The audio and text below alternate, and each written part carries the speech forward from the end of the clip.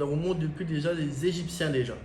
Donc, ils faisaient déjà cette coiffe-là. Bon, ils n'utilisaient pas les mêmes ustensiles que nous aujourd'hui, mais ça a été toujours le même principe. Ensuite, c'est parti chez les Africains. Ensuite, c'est revenu aux États-Unis. Et là, ça a été l'explosion. Depuis que c'est revenu aux États-Unis, ça a englobé tout le monde entier. Alors, c'est pas juste une question d'esthétique, c'est vraiment la passion d'avoir un motif. Quand on parle de motif, il y a plusieurs motifs dans les waves. On a les 180 waves. Donc, quand on parle de 180 waves, ça va être vraiment le début. Ça va être des waves que sur le dessus. Ensuite, on va passer sur un 360.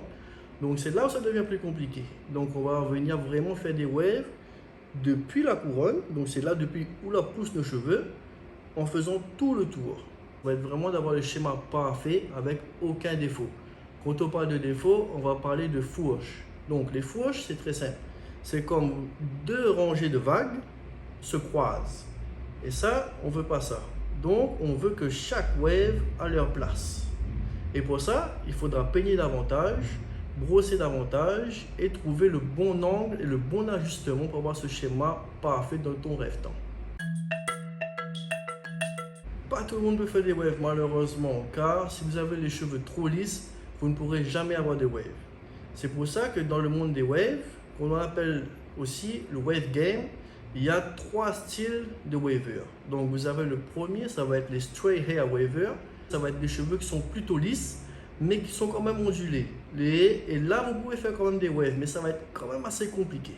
Ensuite, vous avez les medium, voire curly wavers. Donc là, ça va être comme mon cas à moi.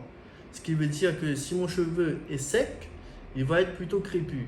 Mais s'il est bien hydraté, il sera extrêmement curly et ça va être super beau à voir en termes de wave.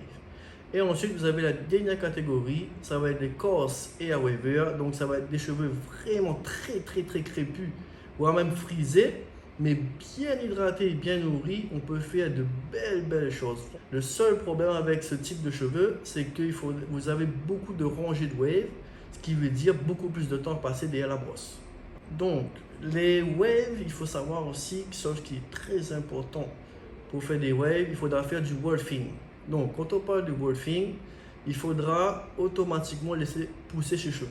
Il faut vraiment avoir une belle longueur pour commencer à avoir des waves. Et par la suite, quand on va couper, là, vous allez voir le résultat de votre brosse. Ensuite, il faudra, bien entendu, par rapport aux défauts que vous allez avoir après la coupe, il faudra refaire un wolfing pour arriver à cet ajustement parfait. Plusieurs wolfings, voire même plusieurs années sont nécessaires pour avoir vraiment ce schéma parfait.